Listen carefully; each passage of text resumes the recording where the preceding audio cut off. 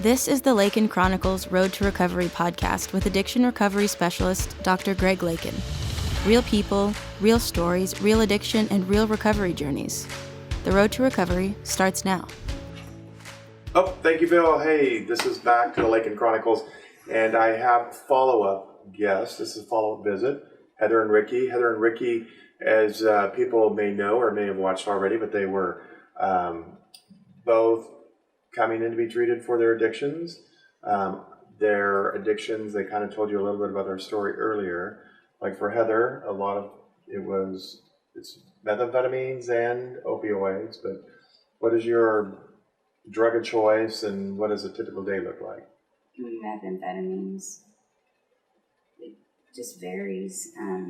Like I said, we're kind of down to once a day, maybe sometimes twice a day. It just depends. And then sometimes it's none for a day or two or three. So. And that involves smoking? Yeah, I'm an IV drug. Okay, all right. Your drug of choice is methamphetamines, but also opioids, meaning heroin if you can get it, or... Yeah, I try to stay away from that now. Okay. Had a bad experience, was OD'd on that. That's when I came in to see you the first time. So that was back in 2010, I think. Yeah.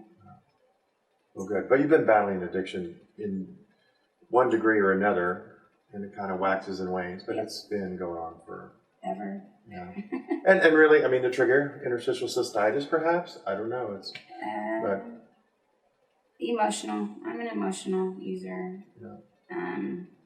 My IC sometimes too, like it's really flaring up really bad. So it's there's no cure for that, and I have the worst, I guess, case of it. They said I have no lining in my bladder and I have bleeding ulcers all over the inside of my bladder. So yeah, I have to live with chronic pain too. So. And Ricky, it's been probably 3 weeks. Yep. And how are things going? They could definitely be better. I'm still struggling, just like her, to try to get off meth. And I don't know. I think it's what they're putting in it nowadays. It makes it a lot harder to get off of the DTs. Coming off of it, the withdrawals are pretty tough. But I mean, through and through, I'm an opiate user because I know when I don't have my opiates or something to fulfill that need, it like the methamphetamines take a back seat, and I completely forget about those. Getting opiates comes, my first, mission. I mean, I'd rather get opiates than eat. It's to the point where I can't eat if I don't get opiates. And this kind of serves as a distinction. I mean, for you, yeah, opioids are your first line drug of choice. Yeah. Often because you're so sick if you don't get it. Yeah. And for Heather, if she's dealing with her emotional stuff, she'd prefer methamphetamines and all that dopamine. And Yeah. I get it. So in the last 3 weeks, not much progress, really. Is that fair to say? I mean, couple steps, like a step forward and 3 steps back, and then a couple steps forward and 3 steps back. I would say, it feels like. Yeah. I think we're definitely to the end of the road to where it's. When you have 2 people coming down off of methamphetamines that are, you get agitated, you get angry, you get, you want to climb the walls, you want to jump out of your skin. Every little small thing sets you off that, normally wouldn't set you off. So when you have 2 people, that are doing that, like, it's not good. right. It's not. We talked about that before. I mean, Ricky's expressed his love for you, and he wants the best, and vice versa. But is this relationship, is it healthy or is it detrimental? Right now, it's not healthy. It was healthy for the first 4.5 years, but the last year, it has not been healthy. We're both very well aware of that. But,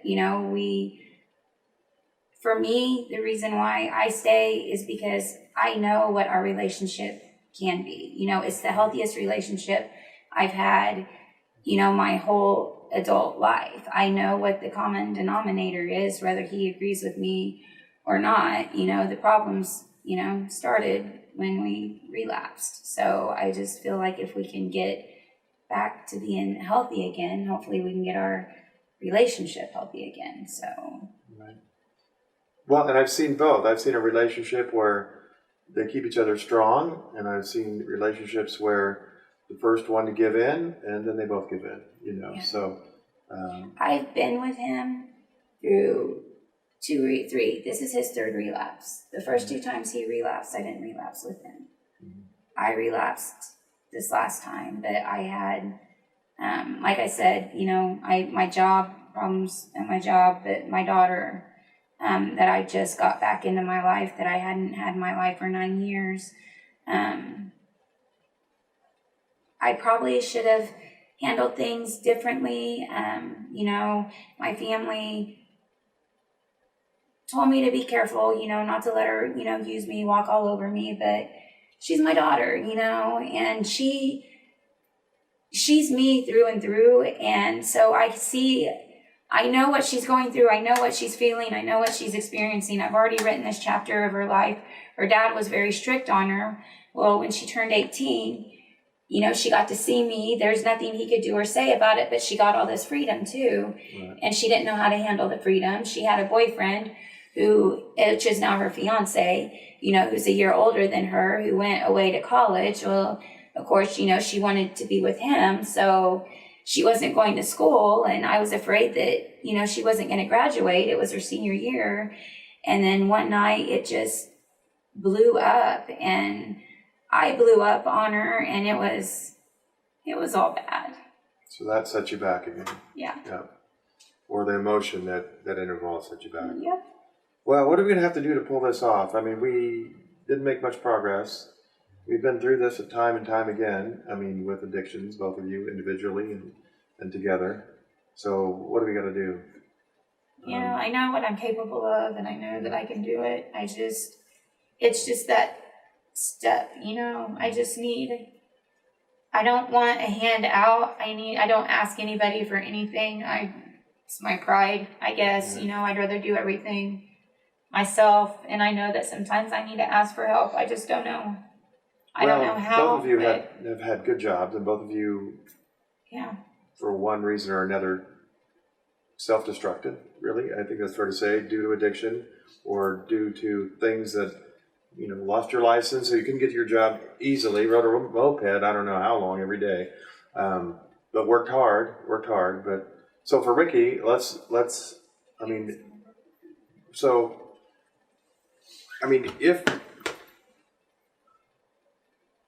you're going to have to be the strong one here, and you're going to have to make a decision, no matter what Heather's feeling, you're going to have to make a decision whether you're going to help her or hinder her efforts, and I know last time you talked about how there were times where she was so sick and so needed a fix so bad you brought it to her and even injected her rather than let somebody else do it or her fumble around out of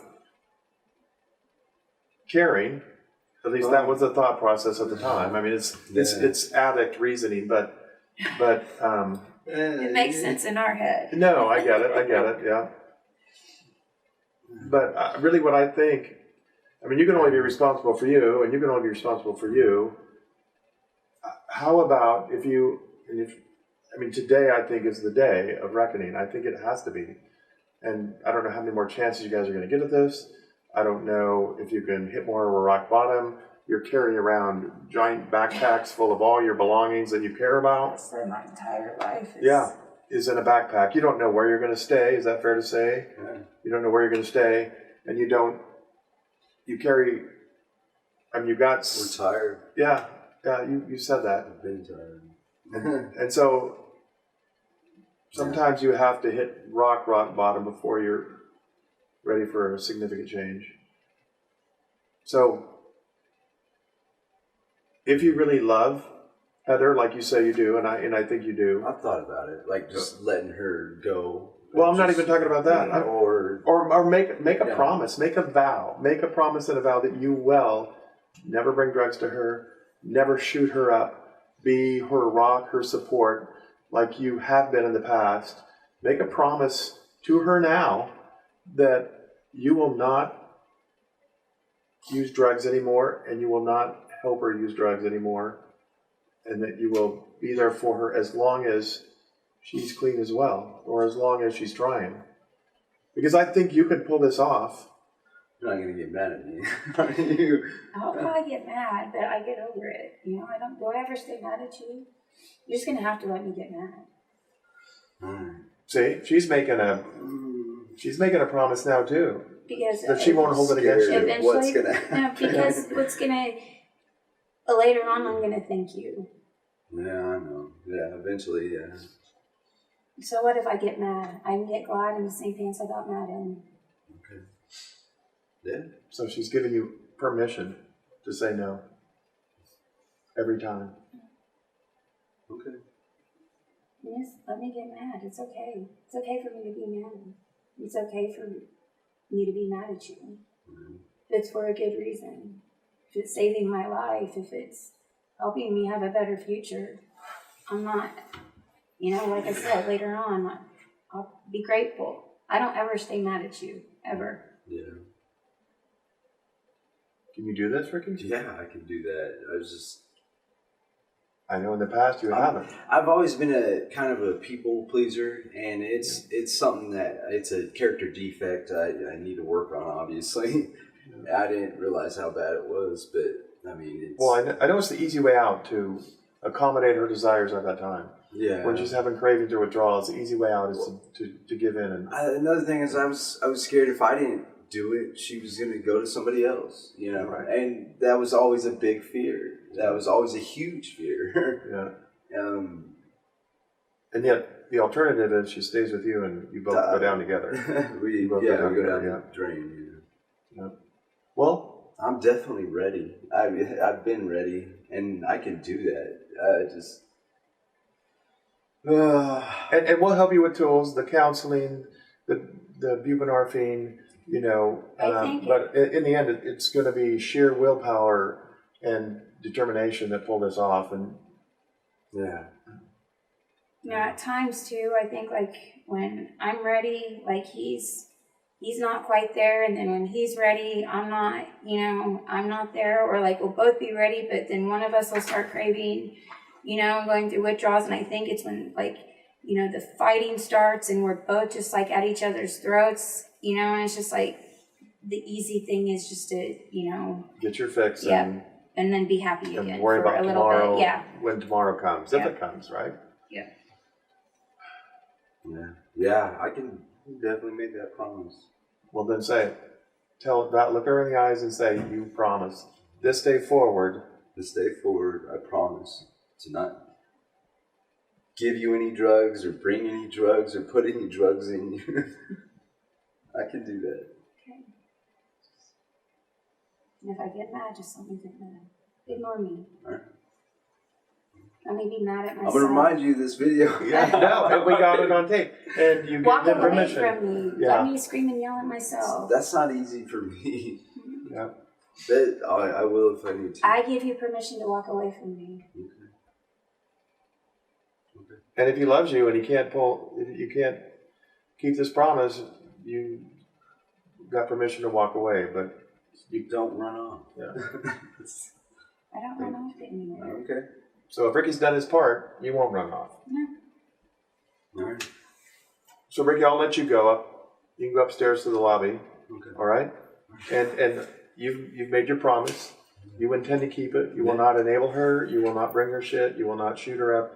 You will not give in. You will not give in. And so we're going to have our talk now.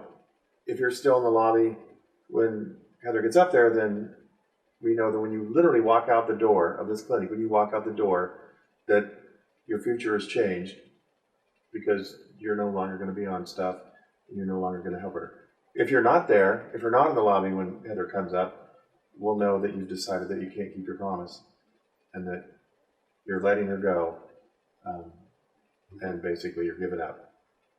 I mean, I don't know how else to say it, but that's the truth, isn't it? That's fair.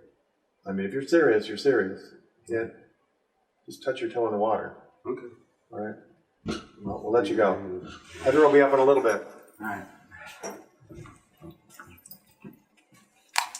So Heather, you and I were just talking a little while ago, and so I forewarned you a little bit. Yeah, You worry a lot about the past. I do. You have a lot of anger and resentment for jobs lost, kids being taken away.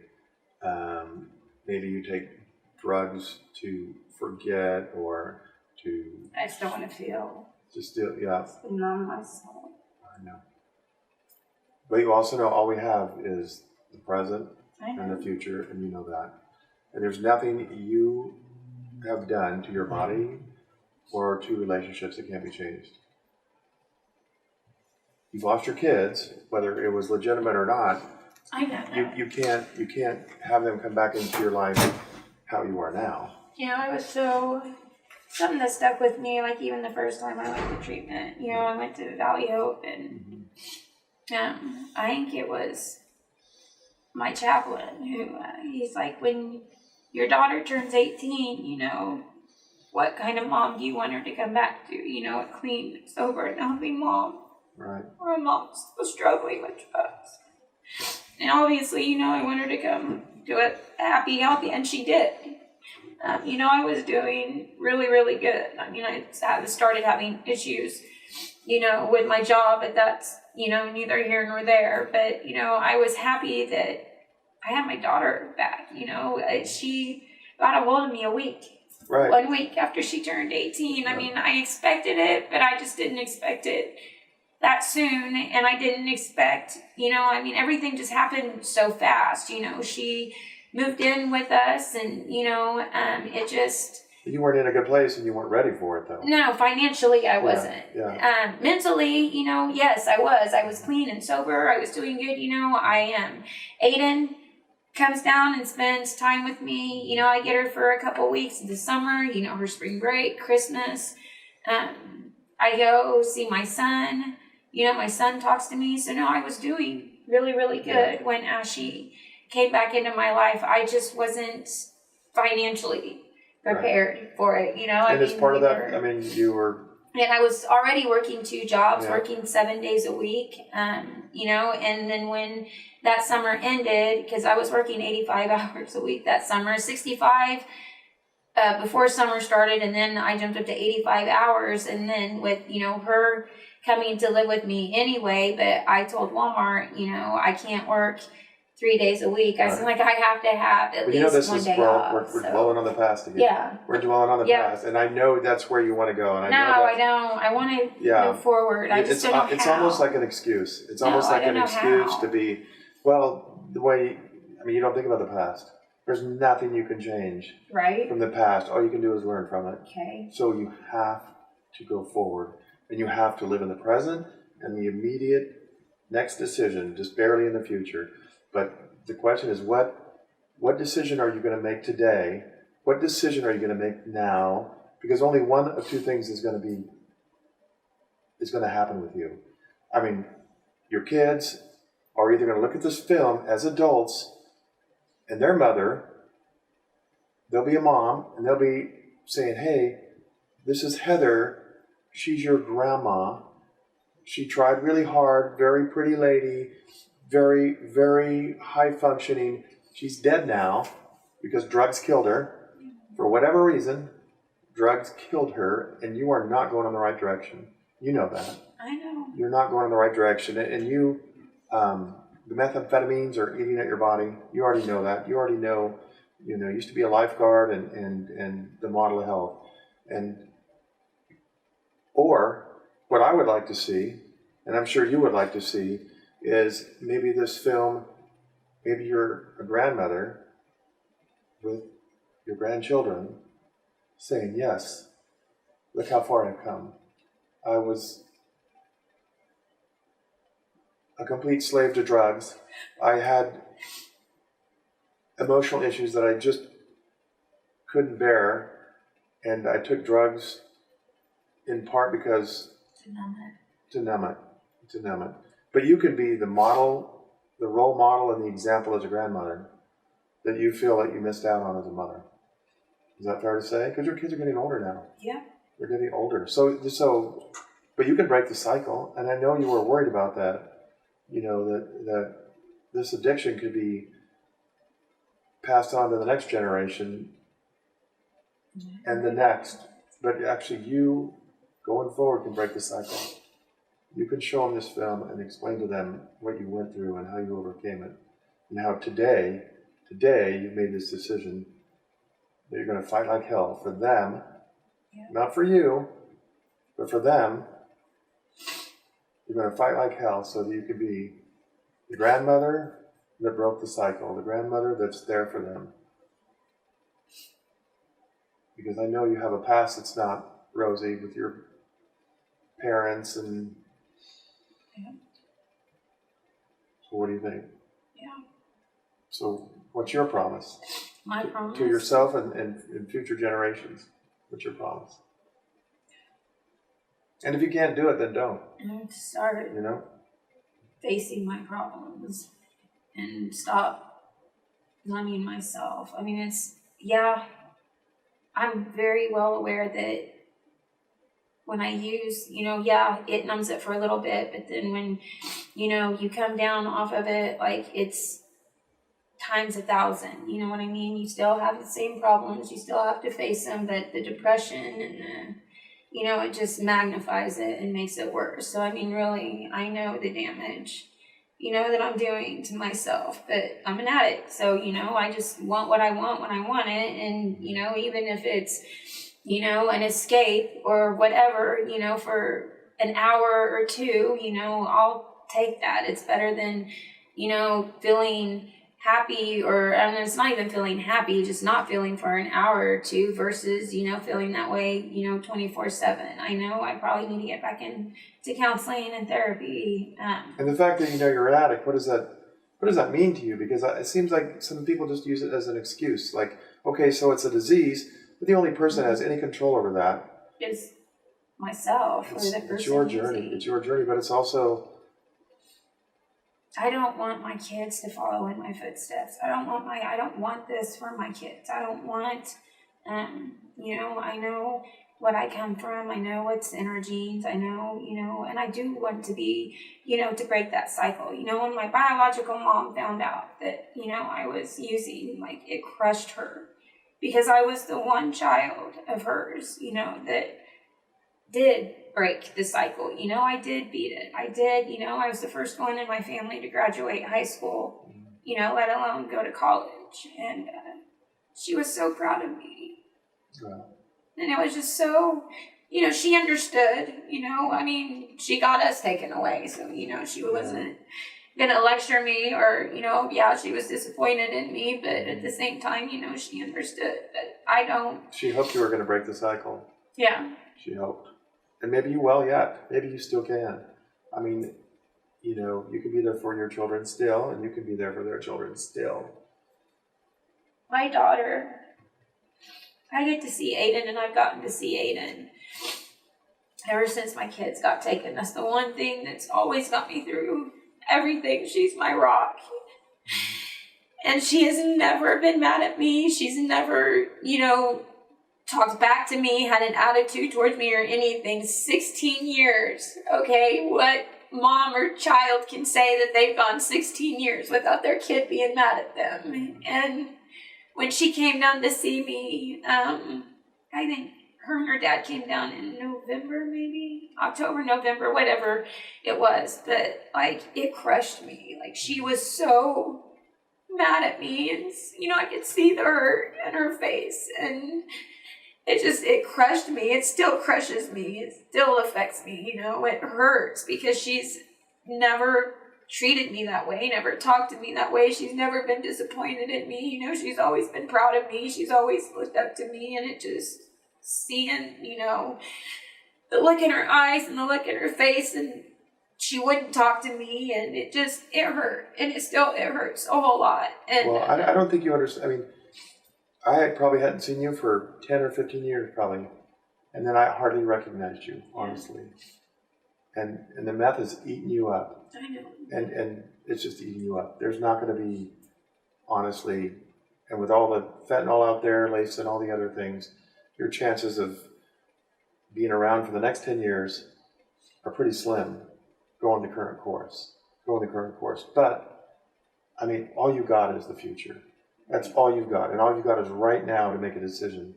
And all you do is make one short decision after another, and keep stepping forward. But when you go out of the lobby today, when you go up there, Ricky's either going to be there or he's not. And if he's still there, he's committed. And I really believe that he will commit as long as you do not make it so miserable for him. I mean, and I appreciate the fact that you give him permission to not give in. I appreciate the fact. But then the other part is, sometimes I think your self-esteem is low because you dwell on the past and you think you've gotten bad breaks or no breaks or whatever. Maybe that's true, I don't know. But I mean, going forward, I made well in the past, because my life has sucked. I've had a shit-ass life. I've had a traumatic life. But at the same time, though, it's made me who I am. And I have had to depend on myself since I was born. That's why I said I have a hard time asking for help. I don't like asking people for help. I'd rather, suffer in silence than ask anybody for help. I always think that, I can do this on my own, and I know that I can't, and I know what I want to do and where I want to be, and this is not the life that I want to live, and this is not where, I pictured myself, and I'm very well aware, that I need to stop, and I'm very well aware that my addiction can kill me, but you're going to have to make some dramatic decisions, and it may involve finding a new place. I have dreams. And you should. I mean, the Heather I know is so sharp and so ambitious and such a hard worker. But I want to go back to school. I want to, I don't like depending on anybody. I don't like, I had my own money. My bills were paid, and I don't like this. I don't like this feeling. I don't like having to depend on his check, whatever it is that he gets. I don't. I'm very, independent, and I'm going stir crazy, not working, and, I want to be an EMT or a paramedic or, a crime scene investigator. I mean, there's so much shit that I want to do when I grow up that, and I know. And the very first step has to get off drugs. Yeah. You can't be a functioning drug addict. You cannot be. Nobody ever is. There's no such thing as a functioning heroin addict or a functioning methamphetamine addict. And, there is. It only goes one way. It only ends one way. So, but like I said, there's nothing you've done that you can't undo and you can't repair. So you're lucky in that respect. And you're going to just have to make a decision today. Make it. And when you go out that door today, you're either going to choose death because that's where you're headed. Death, or you're going to choose a new beginning. And like I said, maybe you'll be the one that breaks the cycle. Maybe you're the one that saves the grandchildren. Maybe you will. I hope that's true. And we can look we'll check up in a month with you guys, either individually or together, and see if it's working and if you're going in the right direction. But I don't know how many more chances you get at this. Yeah. All right. Thank you for coming in. It takes a lot of courage just to come in, and it does. And not only for yourself, but I mean, people that watch this, I mean, they're going to realize that it's real life. Yeah. And it's not always easy, and you have to make tough decisions, but you can do it. And either you're going to show them they can do it, or you're going to show them they can't. But I think I know you well enough that I know you can pull this off. All right. Thank you, Heather. I think she's got this. I do too. Yep. Dr. Lakin is a board-certified family medicine doctor with an emphasis in addiction medicine and over 25 years of experience. For addiction recovery services in the Wichita area, please visit www.centerforchangeks.com or visit samhsa.gov for a national directory of resources and recovery centers in your area. You can also find these links in the podcast description. Thank you for listening to the Lakin Chronicles Road to Recovery podcast. And remember, you've got this.